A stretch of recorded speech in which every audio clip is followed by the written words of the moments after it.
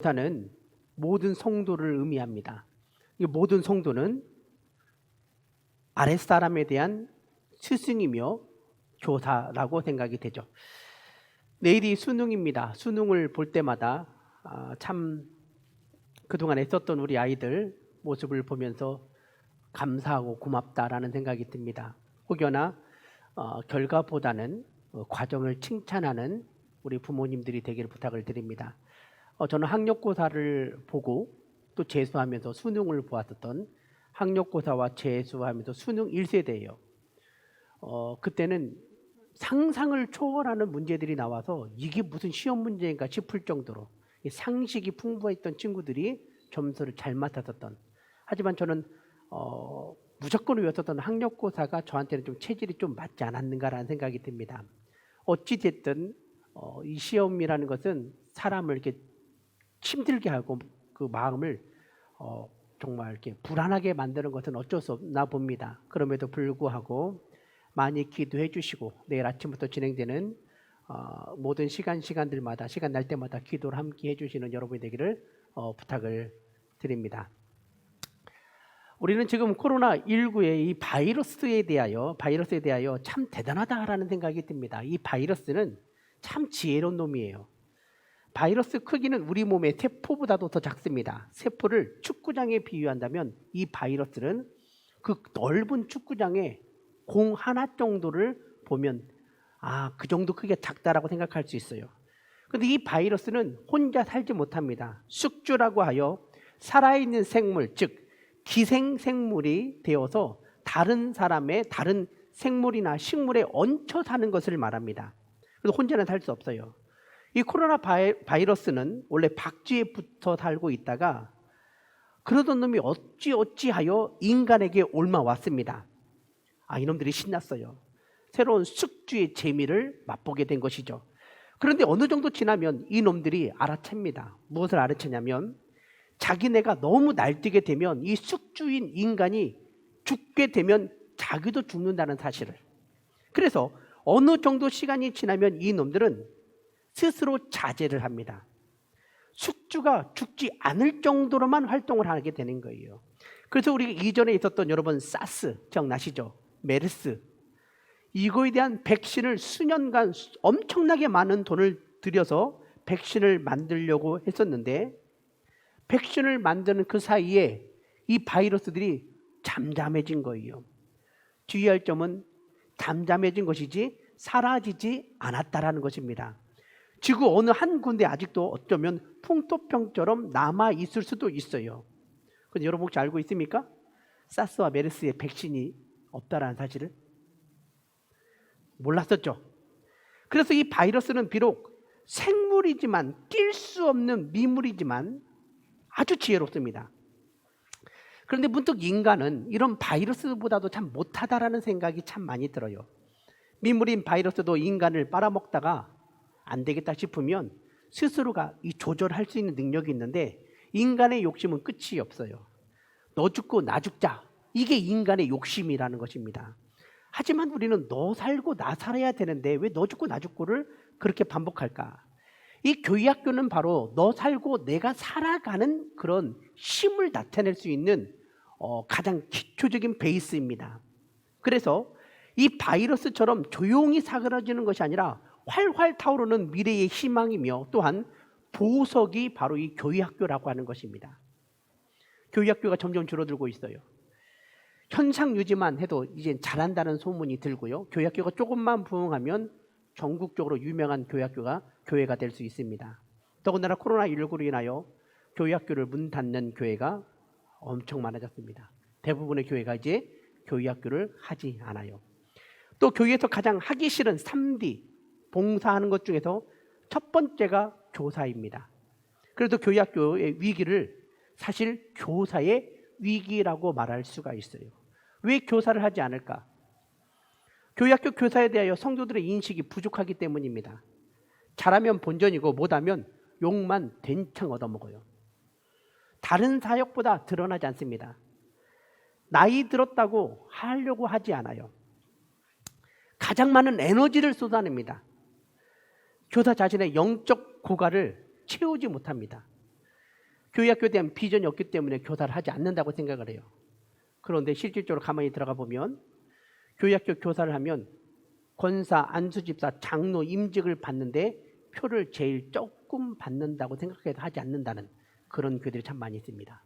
혹시 우리 교회도 이런 교회가 아닐까?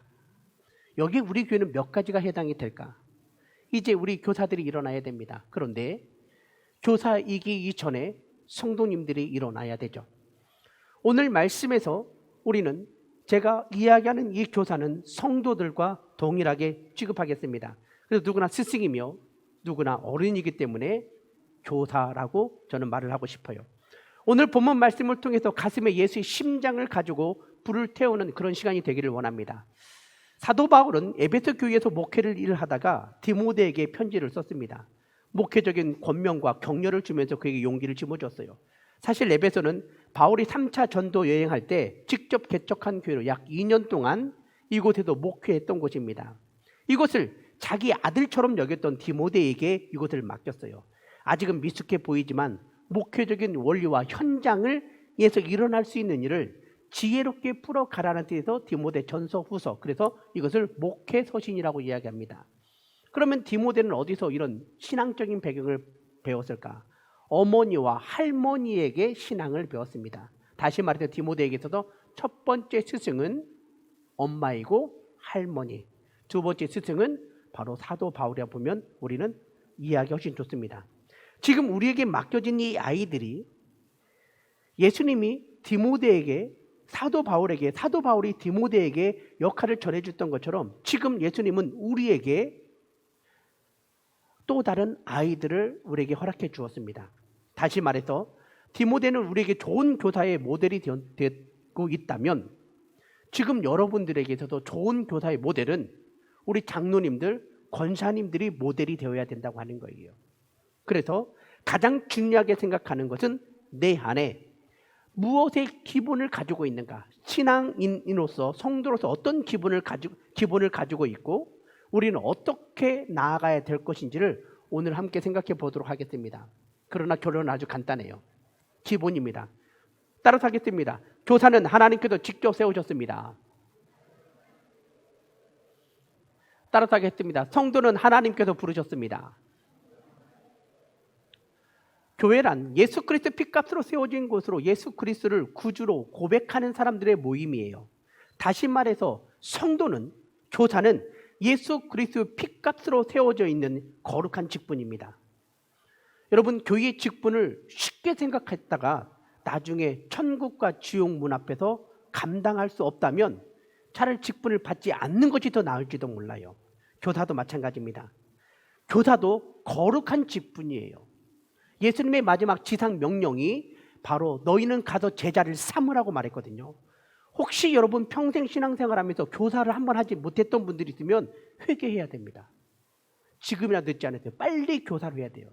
제가 오늘 그동안 2020년 동안 교사를 했었던 분들이 이제 피치 못할 사정으로 교사를 내려놓고 다른 봉사하는 분들이 이제 카톡방을 나가는 걸 보면서 가슴이 어느 한 곳에 뻥 뚫려짐을 느꼈어요.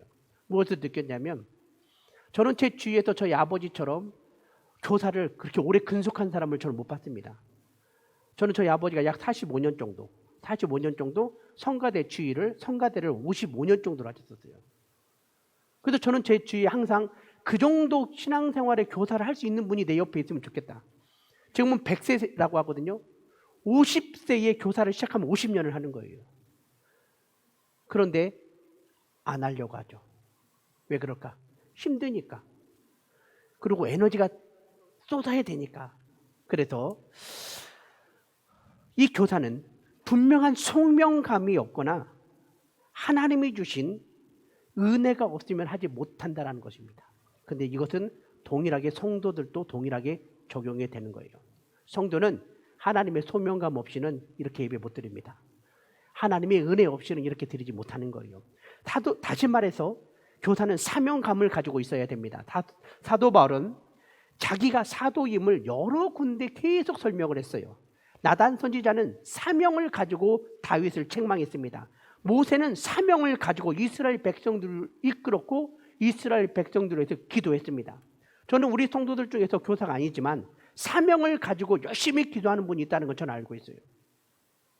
교회를 위하여, 목사님을 위하여, 또한 성도를 위하여 한 명 한 명씩 기도하는 분이 저는 있다고 저는 확신하고 있습니다. 왜냐하면 성도는, 직분자는 하나님의 기름 부으심 속에서 사명을 주셨기 때문이라는 것이죠.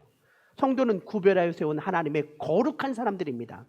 하나님께서 우리를 직접 불러주셨어요.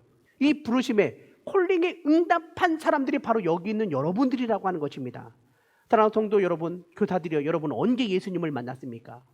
그 예수님을 만난 그 감격이 언제였나요? 언제 은혜를 깨달았습니까? 그래서 우리는 하나님의 부르심에 대한 그 믿음을 가지고, 나는 그 하나님의 부르심을 가지고 내가 내 제자들에게 이렇게 얘기하겠다고 하는 그런 하나님의 직접적인 혹은 간접적인 신앙의 경험을 말할 수 있어야 되는 것입니다. 그것이 없다면 지금이라도 깨달으셔야 돼요. 따라서 하겠습니다. 성도는 예수 그리스도의 복음을 전하는 자입니다. 다시 따라서 할까요? 교사는 예수 그리스도의 복음을 전하는 자입니다. 교사는 율법을 전하는 사람이 아니에요. 사람들이 착각하는 것 중에 하나가 교사는 성경 지식이 풍부해야 된다고 생각하는데 아닙니다. 오늘 본문 말씀처럼 여러 가지 것들이 필요한 것이 아니라 복음을 전하는 것입니다. 바울은 디모데후서 1장 11절에 이렇게 말합니다. 내가 이 복음을 위하여 반포자와 사도와 교사로 세우심을 입었다. 다시 말해서 복음을 위하여 세웠다라는 것입니다. 복음은 교회의 핵심이면서 힘이며 능력입니다. 따라서 교사는 복음을 전해야 됩니다. 예수 그리스도의 인간의 구원의 그 기쁨 소식을 전하는 사람이 교사이며 성도인 거예요. 예수님은 우리를 끝까지 사랑하셨습니다. 그리고 우리를 용서하셨죠. 우리를 위하여 십자가를 지시고 핏값으로 우리를 살리셨습니다. 이것이면 충분합니다. 성경에 다른 지식이 없어도 예수님이 나를 위하여 십자가를 지시고 다시 부활 승천하시고 다시 이 땅에 오실 그 예수 그리스도, 나는 이 복음을 믿습니다. 이거 하나면 충분하다는데, 그런데 가장 중요한 것은 뭐냐면 이 복음의 기쁨을 내가 느끼고 있는 거라는 것이죠. 저는 제가 가장 싫어하는 말 중에 하나가 첫사랑을 회복하라는 말이에요. 제가 가장 싫어하는 말인데, 왜냐하면 저는 첫사랑보다 지금이 더 중요하다고 생각합니다.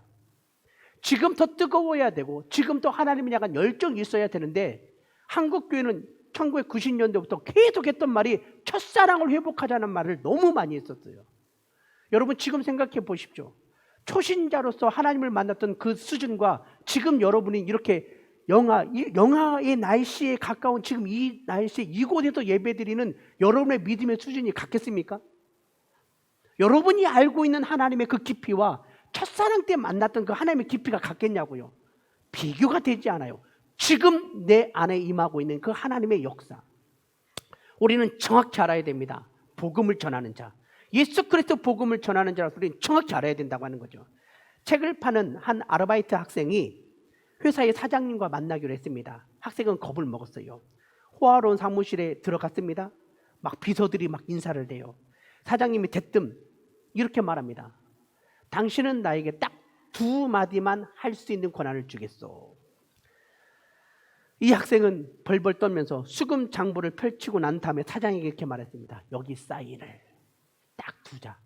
책을 팔러 온 이 친구가 딱 2자로 말한 거예요. 여기 사인을. 근데 사장이 사인해 주더라는 거예요. 여러분 혹시 환경에 의하여 여러분의 목표를 잃어버렸습니까? 건강 때문에 여러분 목표를 잃어버렸습니까? 여러분은 살면서 자식을 키우면서 여러분의 신앙생활의 삶의 기준을 다 놓친 거 아닙니까?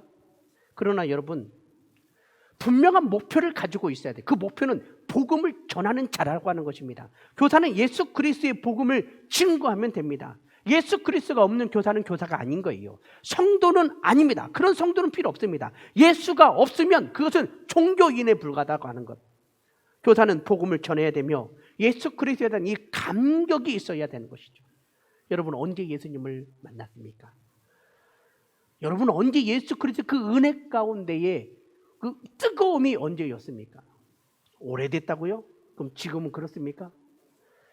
따라서 하겠습니다. 성도는 자기 자신을 분명히 알아야 합니다. 따라서 할까요? 교사는 자기 자신을 분명히 알아야 됩니다.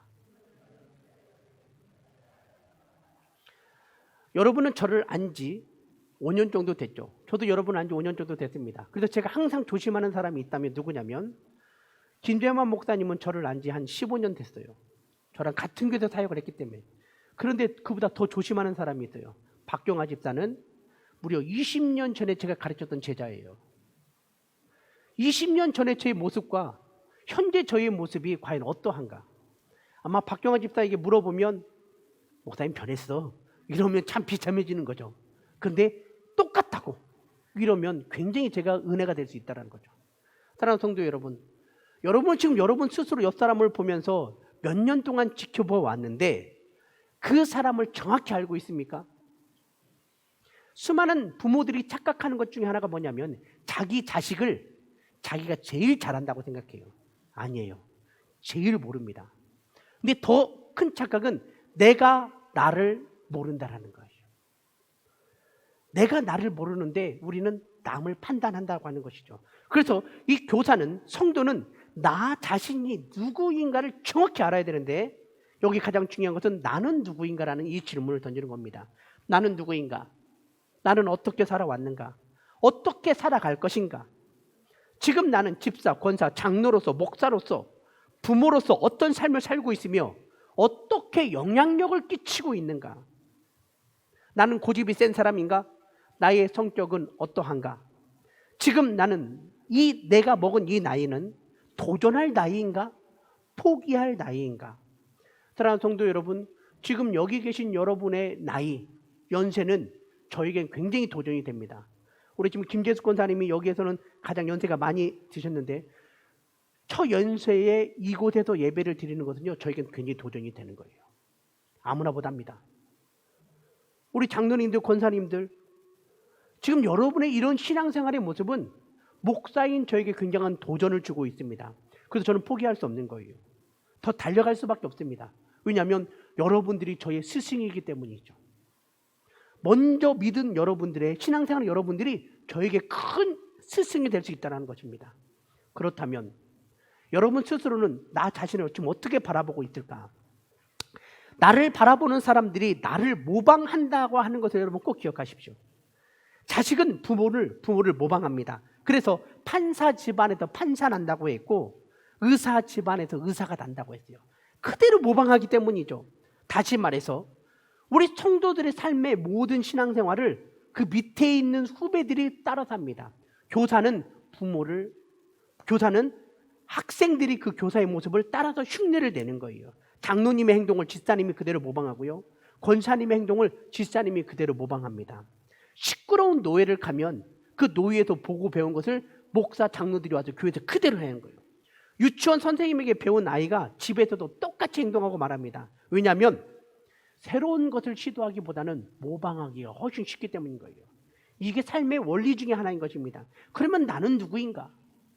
예수 그리스도 십자가로 구원받은 죄인이라고 하는 것 사실을 철저하게 알아야 되는 것이죠. 이 죄인이 구원받아 다른 죄인을 위하여 긍휼한 마음을 갖게 된다면 나의 모습을 본 이 학생이 다른 사람을 보면서도 긍휼한 마음을 가질 수밖에 없다는 것입니다. 그래서 우리는 항상 고민하고 갈등할 것이 하나가 나는 예수 그리스도의 피값으로 지금 이 자리에 서 있다라고 하는 것입니다.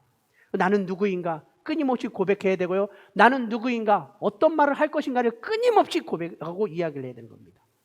나는 누구인지를 고민한 사람은 내가 어떤 말을 할지를 정확히 알고 있습니다. 나의 말은 상대방에게 어떤 영향을 끼칠지를 정확히 알고 있어요.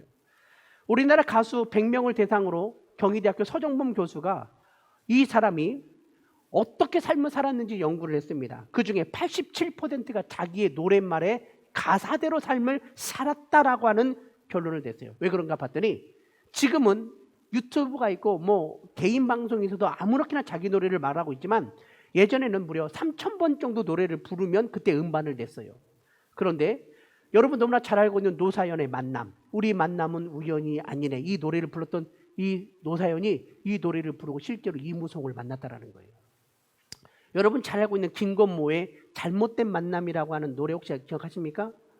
음반 최고 판매 기록을 세웠어요. 그런데 미국에서 영화를 찍다가 사람들을 잘못 만나서 영화가 중도 포기돼 버렸습니다. 잘못된 만남이 이루어진 것이죠. 그렇다면 나는 지금 어떤 말을 하고 있는가? 나의 말은 다른 사람에게 어떤 영향력을 주고 있는가? 나는 누구인가? 이것에 대하여 충분히 고민하지 못하면, 그렇게 하지 못한다면 다른 사람에게 영향을 주지 못하고 스승이 될 수 없다는 것입니다. 저는 교회가 인기투표 되는 것을 원치 않아요. 회장님들이 인기투표 되는 걸 별로 원치 않습니다. 왜냐하면 인기 없는 저 같은 사람은 평생 회장 못하는 거거든요. 신앙생활은 그렇게 하는 것이 아니라 삶의 모범이 되는 것. 그래서 오늘 지금 나에게 하나님이 어떤 말씀을 들려주는가? 디모데에게 왜 1장부터 사도 바울은 이렇게 말을 하였는가? 사랑하는 성도 여러분, 여러분에게 바른 말하는 사람이 옆에 있습니까? 지적해주는 사람이 있습니까? 칭찬해주는 사람이 있습니까? 그 사람을 가까이 하십시오. 칭찬이든 바른 말이든 지적질이든 그런 사람이 있어야 여러분은 성장하게 되고, 그 모습을 본 자녀들은, 또 밑에 제자들은 그 모습 속에서 성장을 하게 된다고 하는 것입니다. 우리는 나는 누구인지를 정확히 아는 사람은 그 다음에 말씀과 기도로 나아가게 된다고 하는 거예요. 하나님, 우리가 거룩해지기를 원하고 있습니다. 레위기 11장 45절에 나는 너희 하나님이 되려고 너희를 인도하여 할 여호와라. 내가 거룩하니 너희도 거룩할지어다 라고 말하면서 바울이 거룩하게 살아라 이렇게 이야기를 하고 있습니다. 그럼 어떻게 하면 거룩하게 살 수 있을까? 저는 말씀과 기도가 가장 중요하다고 봅니다. 말씀과 기도로 나아가면 멀리 내다볼 수 있어요. 흔들리지 않는 믿음은 학생들을 잘 지도하게 됩니다. 흔들리지 않는 믿음은 성도들을 잘 이끌어냅니다. 우리는 말씀과 기도로 나가는 신앙의 프로인들이 돼야 돼요. 프로가 되어야 돼요. 아마추어는 용납하지 않습니다. 여러분, 신앙의 프로는 고수예요. 하수는 두 수, 세 수밖에 보지 못하지만 고수는 판 전체를 봅니다. 프로는 자기 이름에 목숨을 걸지만 아마추어는 목숨 걸지 않아요. 어제 전북 현대가 지금 아시아 그런 전체 그런 상위 랭킹되어 있었던 팀들의 그런 축구 시합 챔프리그를 챔피언 리그를 하고 있는데, 전북 현대가 우리나라에서 가장 잘 차는 팀이거든요. 그런데 어제 어떤 팀인지는 잘 기억이 안 나는데 일본의 모 팀에 4대1로 대패했습니다. 그러니까 사람들이 아이고 한국 축구 실력 별거 아니네 이렇게 말할 수 있었거든요. 그런데 전문가들은 이렇게 말하는 거예요. 저 감독 대단하다고. 지금까지 후보로 뛰었던 젊은 선수들을요 대거 다 기용시켰대요. 이 친구들은 평생 경험하지 못했던 이 모든 것들을 이 짧은 시간을 통해서 다 경험을 하게 되어더라는 것입니다. 감독이 흔들리지 않는 이 주관이 있기 때문에 남에게 욕을 얻어먹어도 나가는, 아마 내년에도 전북 현대는 우승하지 않을까 싶어요. 창창합니다. 후보들이 세계대회를 나가다 뛸 정도로 만들어 놨으니 국내 대회는 우습게 되는 것이죠. 사랑하는 성도 여러분, 아마추어와 하수처럼 앞만 보지 맙시다. 교사는요 멀리 내다보는 거예요. 그럼 내가 교사를 못 하시는 분들은 어떻게 합니까? 후원해야 되죠. 기도해야 되죠. 격려해 줘야 되죠. 칭찬해야 되죠. 그리고 아이들 예배 드릴 때 한 번씩 쳐다봐야죠. 저는 그 말을 너무 좋아합니다. 꽃들은 주인의 발자국의 소리를 듣고 꽃을 핀다고. 저희 집에 몇몇에 이렇게 선인장 비슷한 다육이가 있어요. 수십 년에 한 번 꽃 핀다는 것도 있거든요. 근데 얘네들이 가끔씩 꽃을 핍니다. 돌아가면서 꽃을 펴요. 이쁘다 이쁘다 하니까 지가 진짜 이쁜 줄 아는가 봐요. 오랫동안 꽃이 핍니다. 다육이는 손으로 만지면 안 된다네요. 가시를 만지면 안 된대요. 그런데 저는 제가 표현합니다. 이쁘다고 일부러 이렇게 가시를 하나씩 이렇게 다 찔러봐줘요. 이쁘다 이쁘다 이쁘다 이렇게 말하면서. 그리고 아이고 아프네 하고 이렇게. 여러분 그게 아닐까 싶어요. 유로 2000과 1998년도 그 다음에 2006년에 가장 뛰어난 축구 실력을 발휘했던 팀이 프랑스였어요. 2010년 월드컵에서 근데 예선 탈락하고 정말 비참하게 무너지게 됐는데, 유럽은 독일의 힘의 축구를 가장 추구합니다. 그리고 여기에 필적하는 나라가 어떤 나라냐면 이탈리아의 수비 축구였었어요. 빗장 수비라고 들어보셨죠?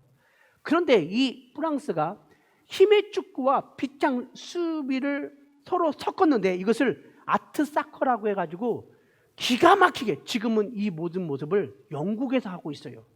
그래가지고 당연히 2010년 월드컵도 이기겠다 이렇게 얘기했는데 그만 2010년에 형편없이 지고 탈락되고 말았습니다. 왜 그런가 봤더니 지도자가 멀리 내다보지 않았던 거예요. 거기까지만 생각한 거예요. 이 팀을 내 팀이라고 생각한 것이 아니라 나는 월급 받고 여기까지라고 생각했기 때문에 그냥 나가는 겁니다. 여러분 잘 알고 있는 프로야구가 2010년부터 2015년까지 삼성이 4년 연속, 5년 연속 한국 시리즈에 올라가고 2번인가 3번 우승을 했어요. 그런데 갑자기 2016년부터 삼성이 지금 곤두박질 치고 거의 기아하고 맨 바닥을 뒹굴고 있거든요. 왜인가 봤더니 그때부터 FA를 받았던 친구들이 다 빠져나가기 시작했습니다. 그래서 지금 고민하는 것이 과연 두산이 현재 5년, 6년 연속 한국 시리즈에 올라갔는데 이 두산에 FA가 7명 있는데 잘하는 친구들이 경쟁에서 나가는 거예요. 이 친구들이 빠져나갈 때 과연 두산이 지금의 성적을 낼 수 있는가? 이게 전문가들의 지금 관심이라는 걸 보고 그러면 구단주는 감독은 무엇을 보여야 될 것인가? 프로도 어느 한 곳 돈이나 명예만 생각하고 나가게 되면 프로는 아마추어보다도 못할 수도 있다는 것입니다. 신앙생활을 하나님 앞에서 하나님을 바라보고 나를 바라보는 우리 아이들이 함께 따라하는 것을 보여야 되지, 목사가 되고 싶고 장로가 되고 싶고 집사가 되고 싶은, 한마디로 말해서 어떤 지휘체계적인 그런 신앙생활을 하게 된다면 우리의 신앙의 모습은 철저하게 무너질 수밖에 없다는 거예요. 그래서 우리가 가장 중요한 것은 뭐냐? 말씀과 기도로 우리의 삶을 철저히 내려놓아야 된다고 하는 것입니다. 사랑하는 성도 여러분, 가장 중요한 것은 말씀과 기도예요. 그래서 말씀과 기도에 충실한 사람이 입술에 찬양을 하게 됩니다. 말씀과 기도에 충실한 사람이 찬양을 흥얼하게 되고, 그래서 우리가 이번 성탄절 만원의 행복에 찬양 가족 축제를 다시 한 것 중에 하나가 뭐냐면 올 1년 동안 우리가 말씀을 정말 열심히 읽었습니다. 기도 열심히 했잖아요. 이것을 우리의 가정의 모습으로 보이자. 사철에 불어오는 봄바람 찬양을 할 망정 어떤 찬양이든 간에 우리의 모습을 보여주자. 그래서 이렇게 취지로 지금 하게 된 것입니다. 사랑하는 성도 여러분, 멀리 내다봅시다. 성도는 멀리 내다보는 것입니다. 말씀과 기도하는 어른의 모습을 우리 아이들에게 보여주십시오. 말씀과 기도하는 성도의 모습을 보여주십시오. 여러분 교회 왔을 때 제일 먼저 본당에서 기도하고 여러분이 일을 하는 그런 모습들을 다른 성도들에게 보여주십시오. 우리 아이들에게 보여주십시오. 그렇게 되면 내가 해야 될 일이 무엇인가? 나는 누구인지를 정확히 알았던 성도들은 말씀과 기도로 나를 무장하게 된다면 내가 무슨 일을 해야 될지를 정확히 알게 되는 것입니다. 교사는 또 다른 자기 제자를 만들어야 돼요. 교사는 자기가 해야 할 일이 분명히 할 때 비전과 꿈을 심어줄 수가 있습니다. 교사는 양들을 잘 이끌어야 됩니다. 때로는 교사는 목자의 눈 안에 염소처럼도 행동해야 되는 거예요. 무슨 말이냐? 양과 염소의 비율은 양 3마리에 염소 1마리를 집어넣습니다. 그 이유는 너무 간단해요. 양이 너무 소극적이기 때문이죠. 겁이 많아서 앞을 나가지를 못합니다. 이때 제일 먼저 앞장서는 것이 염소입니다. 그러면 양들은 염소를 보고 그대로 따라 움직이는데, 여러분 혹시 염소가 풀 뜯어먹는 걸 혹시 보셨습니까? 봤겠죠? 그러면 양이 풀 뜯어먹는 걸 혹시 봤습니까? 봤겠죠? 재미있는 것은 염소는 잎사귀 위만 뜯어먹는데 양은 거의 뿌리까지 뜯어먹어요. 양만 놔두면 그 다음 해에 양이 지나간 자리는 풀이 안 나요. 그런데 염소가 지나간 자리는 잎사귀 위만 뜯어먹기 때문에 그 다음 연도에 풀이 더 무성하게 지나는 거예요. 그래서 염소가 먼저 지나가면서 풀을 살짝 뜯어오면 양이 그를 따라서 가는데, 염소는 잎 살짝만 먹고 가잖아요. 그러면 염소가 움직이기 때문에 양이 뿌리까지 먹을 시간이 없는 거예요. 왜냐하면 앞에 움직이기 때문에. 그래서 염소가 지나간 자리 양도 간단히 먹고 지나가면 그 다음 연도에 양의 풀들이 더 많아서 더 많은 염소와 양이 풀을 뜯어먹을 수 있겠다는 것이죠. 이게 지혜 중에 하나라는 것입니다. 이스라엘 백성들이 사사시대에 여호수아 이후로부터 많은 사사들이 있었지만 무너졌습니다. 왜 그런지 아십니까? 모세는 여호수아와 갈렙이라고 하는 제자를 낳았어요. 그런데 여호수아는 그 밑에 제자를 양육하지 않았습니다. 이게 가장 큰 문제점인 거예요. 여러분, 우리 한국교회가 지금 130년 동안 이렇게 하나님의 은혜로 여기까지 달려왔습니다. 그런데 앞으로 시대에 지금 큰 위기라고 말을 합니다. 위기일까요? 기회가 될 수 있잖아요. 전 세계 많은 사람들의 기회가 될 수 있고, 오히려 나이 드신 분들의 신앙이 투철한 사람들이 60살, 70살, 80살이 되어 열심히 기도하게 된다면 온 지구촌이 더 뜨겁게 불탈 수 있잖아요. 장작이 꼭 뭐라 할까, 젊고 단단한 것만 잘 탑니까? 바싹 마른 것은 더 잘 타는 거 아닙니까? 저는 이게 지금이 기회라고 저는 보는 거예요. 교사는 삶으로 보여줘야 되고 가르쳐야 되고 영적으로 가르쳐야 된다고 하는 것. 그래서 우리가 해야 될 것이 무엇이냐면 하나님 안에서 내 삶의 모습을 아름답게 보여줘야 되는 것입니다. 주방에 있는 그릇들이 처음부터 그 자리에 있었을까요? 본당의 의자가 처음부터 이렇게 배치되었을까요? 찬양대의 좌석, 심지어는 이 꽃들도 처음부터 이 자리 아니에요. 경험을 통하여 선배들의 모습을 통하여 하나하나씩 자리를 잡아가는 것입니다. 교사는, 성도는 내가 먼저 자리를 잡아가는 거예요. 그래서 다른 사람들에게 나를 따라올 수 있도록 거룩한 영향력을 끼치는 것이 바로 우리 성도의 교사의 역할이라고 하는 것입니다. 그래서 여러분 기도하십시오. 결론은 다시 처음으로 돌아옵니다. 기도하는 겁니다. 교회를 위해서 기도해 주십시오. 교육자를 위해서 기도해 주십시오. 부장님을 위해서 기도해 주십시오. 가장 중요한 게 뭐냐면 교육자가 고집을 부리면 아무것도 안 됩니다.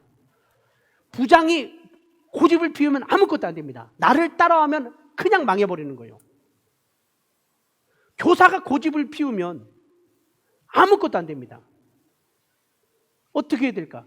이야기를 나눠야 되는데 절대 안 된다고 잃어버리면 아무것도 안 되는 거예요. 한경진 목사님이 가장 당회를 잘 이끌었는데 어떤 당회냐면 만장일치제였어요. 모든 당회는 만장일치로 한다. 그래서 회의를 했는데 한 장로님이 다른 얘기를 하대요. 기도합시다 하고 한 달 후에 또 당회를 해요. 그 얘기를 또 꺼내요. 그럼 그 장로님이 또 반대하면 또 기도합시다 하다 보니까 이 장로님이 깨달은 거예요. 아, 나 때문에 이 안건이 넘어가지 않는구나. 그래서 모든 일은 1년, 2년이 지나도 만장일치가 될 때까지 기다리는 거예요. 그래서 만장일치의 가장 표본이 되었다라는 것입니다. 지금 우리 교회도 그렇게 하고 있어요. 우리도 항상 만장일치. 의견이 다르면 생각하고 의견을 조율하고 기도합시다라는 거. 그러면 나중에 다 의견이 모아져도 일이 진행이 되는 거거든요. 여러분, 요셉이 꿈을 꾸고 전진한 나이가 17살이었습니다.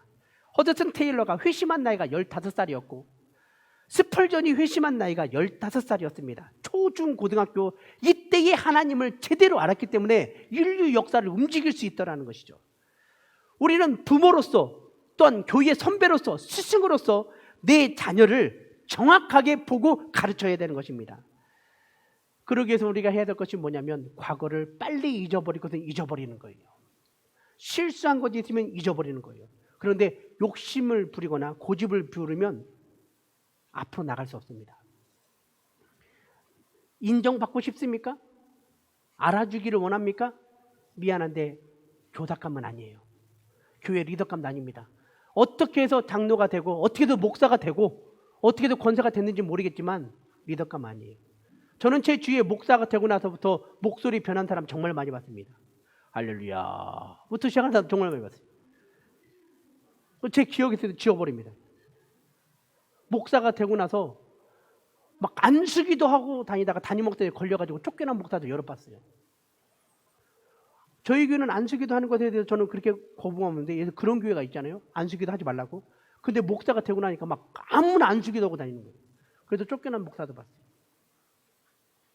지난 2000년 동안 가장 위대한 발명품이 있는데 혹시 뭔지 아십니까? 여러분이 생각할 때 지난 한국 전 세계 역사 속에서 가장 위대한 발명품이 있다. 뭘까요? 미국 뉴욕에 가상 문화를 강의했던 더글라스 러시코프라고 하는 박사가 연구를 했는데 뭐라고 발표를 했냐면 인류 역사에서 가장 위대한 발명품은 지우개다라고 말했어요. 그동안 인류가 개발한 것 중에서 전기, 인쇄기, 종이, 통신, 전화, 비행기, 인공위성, TV, 컴퓨터, 핸드폰, 인터넷이 있음에도 불구하고 그가 말한 것은 지우개. 왜 그러냐면 한 번 쓴 것도 지울 수 있으니까. 내가 누군가를 만났을 때 과거의 생각과 과거의 것들을 지우지 못하면 미쳐버리는 거죠. 하나님께서 우리의 삶에 우리가 회개할 때 하나님께서 우리를 용서해 주는 지우개처럼 용서해 줬기 때문에 우리가 지금 이 자리에 서 있다는 것입니다. 사랑하는 성도 여러분, 건물은 나무로 세우면 금방 짓는 것 같지만 높이 못 올라갑니다. 벽돌로 세워야 됩니다. 근데 그 벽돌 안에는 물이 들어가고 흙이 들어가고 시멘트와 함께 시간과 세월이라고 하는 것이 들어가게 돼요.